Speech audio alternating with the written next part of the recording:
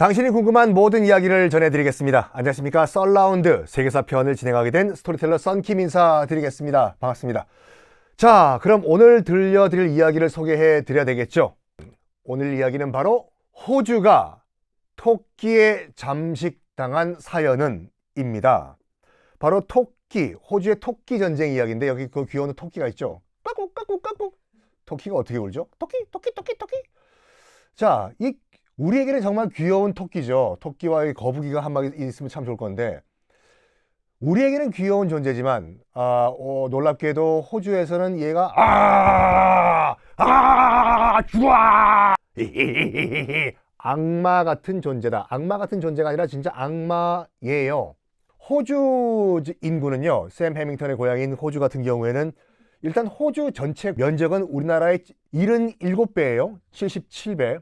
그렇지만 인구 숫자는 2,500만 명입니다. 우리의 딱 절반이에요. 그 말은 뭐냐면 우리가 알고 있는 그 남동부 지역에 있는 항구 도시들, 뭐 시드니 아니면 뭐 우리가 알고 있는 멜번, 이런 도시 빼고는 그냥 땅이에요. 땅. 사람이 살 수 없는 그냥 사막이요. 사람이 2,500만 명인데 요놈 자식 토끼 산토끼는 몇 마리인가? 검색을 해보니까 2억 마리예요. 2억 마리. 그럼 그게 뭐가 문제가 되냐? 2억 마리면 뭐 땅이 뭐 대한민국의 77배라고 하는데 좀 사기 좀 놔두지. 불쌍한 토끼를 왜 이렇게 괴롭히냐? 그럴 만한 이유가 있으니까 제가 이런 방송을 지금 찍고 있겠죠. 그 얘기를 오늘 여러분과 해볼까 합니다. 자, 호주가 토끼에 잠식당한 사연을 알기 위해서는 호주란 나라가 어떻게 해서 짜잔 등장을 했는지 우리가 일단 알아봐야 돼요. 호주 좋은 나라예요. 우리나라와 별로 시차가 없습니다. 가는 시간은 길지만, 왜냐면 그대로 남쪽으로 내려가면 되죠. 미국 사람들은 자기 나라 보고 미국이라고 안 합니다. 당연히 그렇겠죠. Are you from 미국이라고 하면 알아들을까요? America 또는 The United States of America 하지 않습니까? 당연히 독일 사람들은 자기네 나라 보고 독일이라고 안 해요. 도이칠란드라고 하죠. 이집트에 쓰는 자기 나라 사람들은 본국을 이집트라고 안 해요. 이집트 이외에서만 이집트라고 해요. 그러면 이집트인들은 뭐라고 하나? 검색해봐요. 호주는 당연히 한자예요. 호주요. 오스트레일리아. 뭐 깊이 안 들어가도 오스트레일리아라는 그런 표현 자체는 라틴어로 남쪽에 있는 땅이란 말이거든요. 말 그대로 다운 언더라고 하지 않습니까? 미국인들은 호주를 보고 다운 언더, 저 밑에 있는 땅이라고 해서. 중국 입장에서 봤을 때는요, 이 수많은 다른 외국들을 쓰로 쓰는 것이 아니라 음차를 해가지고 맥도날드를 마이땅라오, 켄터키 프라이 치킨을 컨더지라고 한자로 음차를 쓰는 것처럼 오스트레일리아도 뭐라고 음차를 하긴 해야 됐어요. 예를 들어가지고 무슨 뭐 우리 대한제국이랑 조선 같은 경우에도 이제 중국식 표현을 써가지고 많이 처음에 썼어요. 그 정도요. 그래서 워싱턴은 화성돈이라고 쓰고, 저는 아니지만 저 윗세대들은 아직까지 쓰는 분들이 계세요. 프랑스를 불란서라고 하고 유럽을 구라파라고 하시는 분들, 구라파라고 해서 거짓말하는 파가 아니라 호주, 오스트레일리아를 뭐라고 표기는 해야 되는데 뭐라고 할까 하다가 호사테라리아, 다 한자예요. 호사테라리아. 중국식 발음으로 하면 거의 오스트레일리아랑 비슷해요. 그러니까 이렇게 보시면 돼요. 우리가 주라고 하면 대표적인 것이 이제 미국 주잖아요. 캘리포니아주, 워싱턴주, 텍사스주. 그래서 주라고 하면 뭐 우리나라 경상남도 뭐 이 정도로 생각하시는데 주는 국가예요. 번역도 스테이트라고 해요. 스테이트는 국가예요. 미국이요, 50개의 독립된 국가들이 뭉친 연방 국가예요. 미 합중국이잖아요. 그래서 스테이트 오브 캘리포니아, 스테이트 오브 텍사스 각각 독립국들이 모여가지고 외교와 국방만 연방 정부에 넘겨주는 형태예요. 그래서 스테이트는 국가고 이걸 한자로 바꾼 것이 주예요. 그래서 호사테라리아 주, 너무 기니까 줄여가지고 호주라고 하자. 이런 걸 또 어디서 여러분들 또 다시 토끼로 돌아와가지고 자, 보십시오. 여기가 어디냐면 1700년대 후반과 1800년대의 영국입니다. 이 당시에는 영국이 뭘 겪고 있었죠? 그렇죠. 인더스트리얼 레볼루션, 산업혁명이잖아요. 산업혁명이라고 하면 여러분들 떠올리는 게 뭐가 있습니까? 진기기관차, 방직기, 방적기 등등등등. 그것도 그렇지만 여기에 계신 분들, 이분들이요, 이 노동자들, 제가 검색을 해봤는데 어두운 표정의 진짜 노동자들의 사진들은 찾을 수가 좀 없었어요. 좀 밝은 표정, 홍보용으로 이런 걸 찍었겠죠. 우리 공장들은 뭐 노동자의 권익을 뭐 존경합니다. 뭐 등등등등. 이 산업혁명 기간 동안에 해피했던 사람은 그 분류는 딱 하나밖에 없었어요. 자본가요. 이 당시만 하더라도 노동법, 근로기준법 이런 거 없어요. 사람들이 다 꾸역꾸역 다 도시로 런던으로 맨체스터로 리버풀로 이제 모여들기 시작했죠.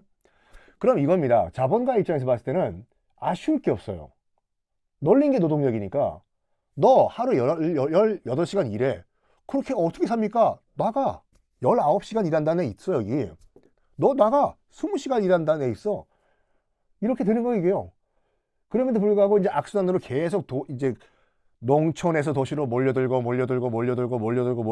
하다 보니까 뭐가 발생하냐면 굶어 죽는 사람들이 생겨요. 절도죄 그냥 훈방 가능하잖아요. 절도죄 굉장히 큰 처벌을 받습니다. 왜? 자본가의 재산에 손댔다고. 그래서 여러분 이거 들어보셨죠? 호주는 죄수들로 만들어진 초기의 국가다. 에이, 다 범죄자들의 후예들, 아니라니까요. 범죄자는 맞아요. 당시의 현행법을 어겼기 때문에. 근데 왜 어겼겠습니까? 먹을 게 없어서 빵 한 조각 훔치고, 겨울에 추워가지고 입을 게 없어가지고 옷 하나 훔치고. 그러니까 생활형 범죄자들이에요. 이건 뭐 약간 다른 얘기지만, 요 자본가들 당시에 얼마나 악독했냐면, 어떻게 쓰든지 노동자를 굴려야 돼요. 그러면 잘 먹여야 되잖아요.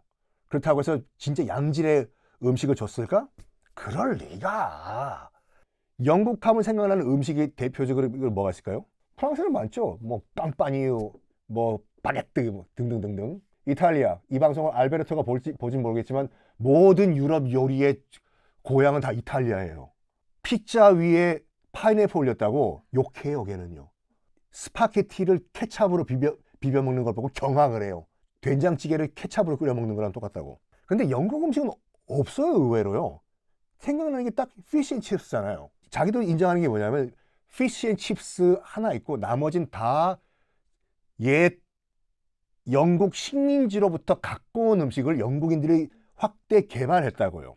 그래서 자기들이 하는 말이 뭐냐면 카레도 인도보다는 영국이 더 맛있고 이런 소리를 하는데 어쨌든 피쉬앤칩스가 요때 만들어지거든요. 왜 그러냐면 노동자들에게 뭔가 먹여야 되는데 싸게 고열량으로 열심히 일할 수 있는 뭐가 없을까 하다가 영국 섬이잖아요. 그 아이슬란드랑 중간에 북해 있죠. 거기가 물살이 굉장히 세요. 거기서 대구, 우리 먹는 대구 이제 대구탕 할 때 그게 엄청 많이 잡힙니다. 그리고 물살이 세다 보니까 이게 계속 얘네들 수영을 해야 되기 때문에 정말 지방질 하나 없이 탱탱한 단백질 덩어리예요. 엄청 많이 잡혀요. 싸요. 그러니까 이거를 갖고 와서 튀겨요. 고열량으로. 게다가 영국에서 전통적으로 옆에 있는 아일랜드도 참 불쌍한 나라죠. 영국에 뭐 한 몇백 년 동안 식민지였기 때문에 그 전략적으로 영국이 또 아일랜드에 감자를 많이 심게 만들었어요. 그 감자를 싼 가격에 아일랜드에서 수입을 해가지고 이것도 튀겨요. 그러면 fish and chips죠. 이걸 먹인 거예요, 노동자들한테. 싼 가격이에요. 그래서 나눠줄 때 그냥 접시에 나눠줬느냐? 접시에 나눠주면 설거지를 해야 되지 않습니까? 그래가지고 그냥 길거리에 있는 신문지 갖고 와가지고 신문지 찢어가지고 이렇게 말아서 이렇게 나눠준 거예요.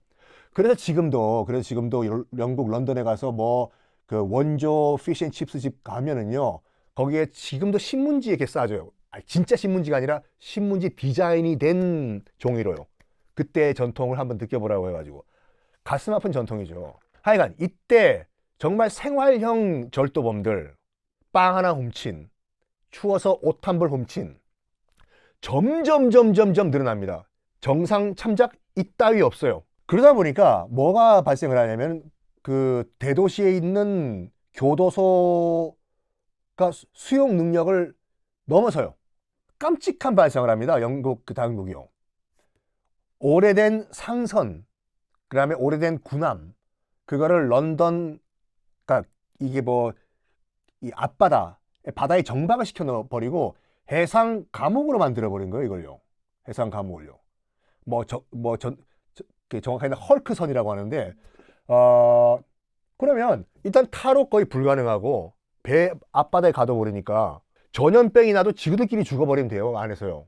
근데 여러분들이 이 바닷가에 사는 주민이라고 하면 그걸 님비 현상이죠. 그것도 다른 동네가 아니라 왜 우리 앞바다에 저거를 해상 감옥을 놔두냐,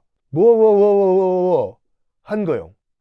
어디로 보낼까 하다가 이건 미국인들도 자기들이 얘기 안 하는 거예요. 미국인들도 물론 그 영국에서 청교도 등등등이 이제 보스턴에 메이플라워 호를 타고 와서 1620년도에 보스턴 밑에 있는 플리머스에 상륙을 해서 13개의 대서양 연안 국가 식민지를 만든 건 맞는데, 요 당시에요, 영국에서 죄수들도 상당히 많이 미국으로 건너가요. 이건 미국인들이 자기들이 얘기를 안 해요. 특히 13개 당시 그 대륙 식민지 가운데서 버지니아 있죠. 그 버지니아는 왜 버지니아라고 하면 이 신대륙을 건설할 때 초기에 영국 왕이 엘리자베스 1세였거든요. 그 여왕에게 그 땅을 바친다고 해서 버지니아예요. 그 땅이요. 그리고 거기서 뭐 하냐? 자꾸 옆으로 세면 안 되는데, 거기서 뭐 하냐면 담배 농사를 많이 지어요. 그 버지니아 땅이에요. 담배 원산지는 이쪽 아메리카예요. 지금도 버지니아는 미국 담배의 뭐라고 할까, 고향이에요. 브랜드 중에 미국인들이 가장 많이 피는 담배가 말보로, 뭐 카멜 여러 가지가 있지만 버지니아 슬림이란 담배도 굉장히 많이 팔려요. 이때 만들어진 담배거든요. 다시 돌아와가지고. 근데 문제가 뭐냐면 버지니아에 계속 이런 그 해상 감옥에 있는 그런 절도범들을 이제 미국에 보내요. 그러나 어떤 일이 발생하냐면 바로 1783년에 미국이 독립을 해버리네.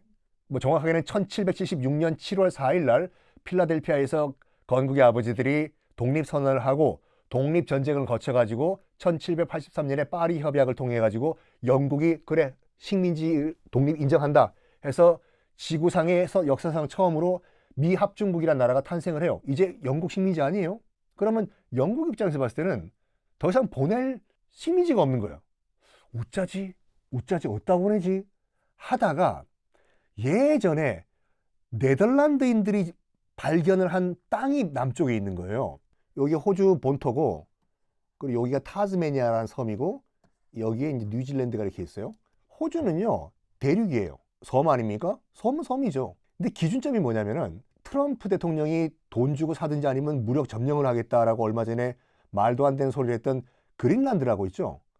그린란드가 전 세계에서 가장 큰 섬이에요. 섬, 아일랜드요. 그린란드가 기준이에요. 그린란드보다 작으면 섬이고 그린란드보다 크면 대륙이에요. 얘는 그린란드보다 커요. 그래서 얘는 섬이 아니라 대륙이에요. 1600년대 중반에 네덜란드 탐험가들이 여기에 도착합니다. 요쪽 지역이요. 아까도 말씀드린 같이 호주에는요, 대부분 사람들이 어디 거주하냐면 여기 거주해요. 이쪽이요. 여기가 뉴 사우스 웨일즈주와 밑에가 이제 빅토리아주거든요.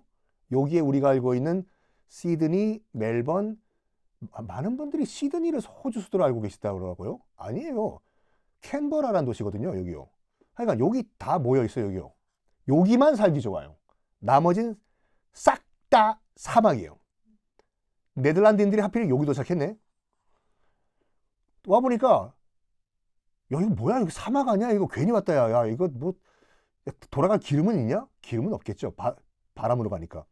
그래서 뉴 홀란드라고 이름을 졌다가, 홀란드가 네덜란드니까 됐고 다시 돌아가자 해서 포기를 해요.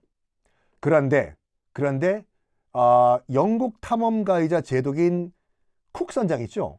쿡 선장은 운이 좋았는지 이쪽에 상륙을 해요. 이쪽에요. 그러니까 지금의 시드니에 상륙을 해요. 시드니요. 뭐 나중에 말씀드리겠지만 이 호주를, 오스트레일리아를 영국 식민지로 처음 만든 다음에 제임스 쿡 선장이 상륙한 요 지역을 당시에 이 호주를 영국 식민지로 만들던 영국 내무장관 이름을 따가지고, 그때 내무장관 이름이 시드니 경이었거든요. 그래서 이름을 시드니로 정합니다. 그래서 영국인들이 여기 도착을 해요. 아직까지는 공식적인 식민지가 아니에요. 이걸 주목한 거예요. 야, 그러면 지금 미국 쟤네들이 지금 양키들이 독립을 했는데, 양키는 나쁜 뜻이 아닙니다, 여러분들. 우리 저기 위에 세대들이 시위할 때 그 양키 고홈이라고 해서 양키는 쓰면 안 되는 표현이구나 알고 계시는데, 아니요? 그러면 뉴욕 양키 쓰면 큰일 나죠. 양키 스타디움 어떻게 해요? 양키는요, 뉴욕에 원래 살던 네덜란드계 주민들의 애칭이에요. 애칭이요. 그래서 예전에 그 80년대 때 뭐 그 우리가 여러 가지 시위를 할 때 양키 고홈이라는 구호를 외쳤잖아요. 그 이태원에 있는 미파을군들 있죠? 그걸 욕으로 인식을 안 했어요. 너 집에 가라로 이해했어요. You go home. 간다고 다음 달에 Thank you 하고 넘어갔다니까요. 하여간 요 땅을 주목을 한 거예요. 그래가지고 그러면 이 호주를 새로운, 그 미국은 이제 포기하고 새로운 식민지로 건설해가지고 여기다가 싸그리 다 죄수들을 보내자라고 결정을 해요. 그래가지고 1788년 1월 16일 날 처음으로 11척의 배가 이 시드니 부근에 상륙을 합니다. 1월 26일 이날이 그래서 호주의 날이에요. 지금도 호주예요. 약간 건국 기념일 같죠. 근데 문제가 뭐냐면 일단 좀 지울게요. 1월 26일이 호주의 날이지만 여기에 원래 살고 있던 원주민들 있잖아요. 에버리진이라고 하는 그들 입장에서 봤을 땐 침략의 날이에요. 1월 26일. 그래서 약간 상반된 그런 주장들이 존재를 해요. 미국의 그 콜럼버스 데이랑 똑같다니까요.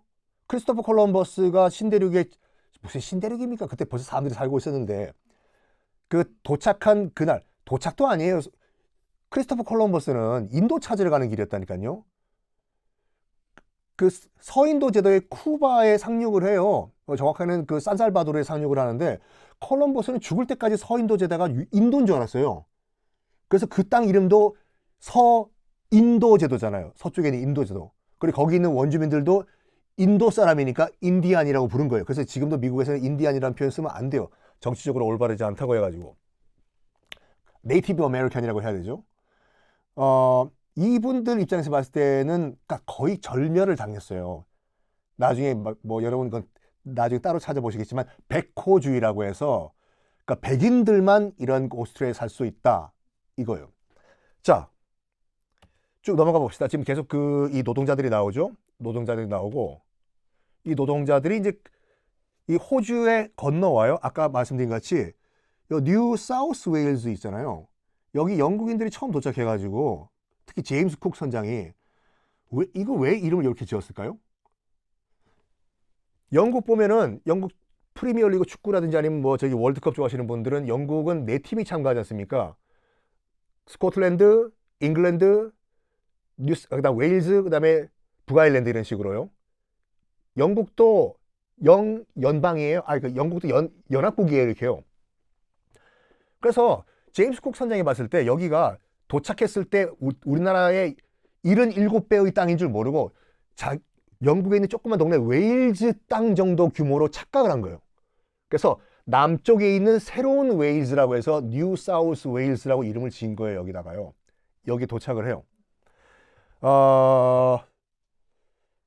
도착을 한 다음에 일단은 현행범들이에요. 보통 7년에서 14년형 정도 형을 때려받고 여기 오신 분들이에요. 14년 후에는 원칙적으로는 자유시민이 되기 때문에 선택을 할 수가 있어요. 영국 본국으로 돌아가든지 아니면 여기 남든지. 여러분 같으면 어떻게 하실래요? 여기가 편도 9개월이에요. 편도 9개월에 그 생존율이 40%. 10명 출발하면 6명 죽고 4명 도착이에요. 왜냐면 대부분 다 죄수들이니까. 저기요, 배가 아파요. 아이고, 저기요, 그러면 회스타라는 뜻이죠. 이랬겠나요? 그냥 죽어라예요. 4명이요. 그래서 나중에 어떤 일까지 발생하냐면 영국 정부도 골치 아픈 거죠. 왜냐하면 되도록이면 많은 죄수들을 보내가지고 이 땅을 지금 식민지로 개발을 해야 되는데 가다가 6명이 죽어버리니까. 그리고 이 민간업자들이 그 배를 운영을 했거든요. 그러니까 출발하기 전에 벌써 돈 다 받았거든요. 죽건 말건 뭐 죽으면 입 줄어드니까 식량 절약하고 좋네. 야, 바다에 버려라. 뭐 이런 식으로 된 거예요. 근데 영국 정부 입장에서 봤을 때는 사람이 빨리 여기 도착을 해야 되는데 도착을 안 하잖아요. 그러다 보니까 후불제를 실시를 해요. 이거 재밌다. 도착해서 생존한 사람 퍼센티지만큼 돈을 주겠다 하니까 민간 선장들이 그때 현타가 온 거죠. 배가 아프십니까? 회스탈 드십시오. 아유, 야, 활명수도 좀 갖다 드려라. 같은 거예요. 왜냐하면 살아남아야지 돈을 받으니까. 그래가지고 생존율이 40%였다가 이 정책이 실시가 된 다음에 98%가 늘어나요. 거의 다 살아 도착을 합니다. 자, 그래가지고 7년에서 14년 형을 이제 선고받으신 분들은 이제 14년 후에는 결과적으로는 자유시민이 되기 때문에 영국 본국으로 가든지 안 그러면 거기 남든지 해요. 여기에 그 맥커리라는 5대 호주 총독이 등장을 해요. 지금도 여러분 호주에 가시면요, 동네 길마다 다 맥커리길, 맥커리길, 맥커리길. 호주의 가장 명문대도 맥커리 유니버시티라고 있어요. 그리고 호주의 가장 큰 금융회사도 맥커리 금융이 있고. 이 맥커리가 뭐냐? 5대 총독이었는데요. 우리가 총독이라고 하면 조선 총독이라고 해서 약간 이미지가 안 좋잖아요. 이 맥커리 총독은 굉장히 좋은 총독이었어요. 뭐냐면 이 형을 다 마친 죄수들, 더 이상 죄수가 아니죠. 전 죄수고 지금은 자유시민이에요. 33,000평씩 분양을 해줘요. 33,000평. 그럼 봐봐요. 다시 영국 돌아가가지고 그 냄새나는 런던 길거리 템즈강 거기서 뭐 썩은 내 나오고 뭐 이렇게 피쉬앤칩스 드실래요?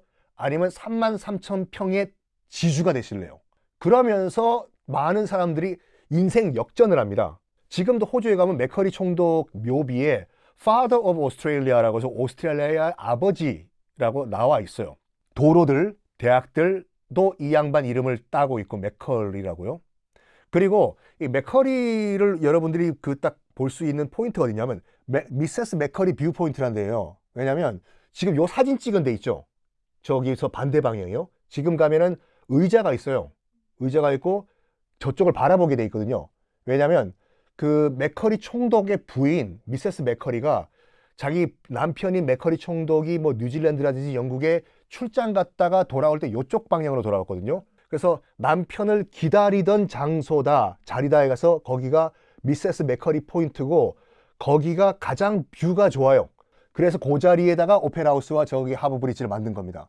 그래서 이런 거, 그래서 이 자리가 가면은 미세스 맥커리 뷰 포인트라고 되어 있는데 설명이 없어요. 이 설명을 제가 해드렸습니다. 그래서 이 맥커리 총독 때문에 여기가 더 이상 죄수들의 유배지고 어둠의 그런 도시가 아니라 가면은 지주가 될 수 있는 희망의 도시가 된 거예요.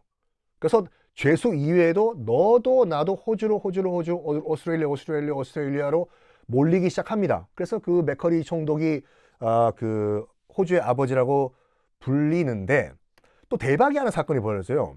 1851년에 호주 전역에서 금광이 발견돼요. 금이요.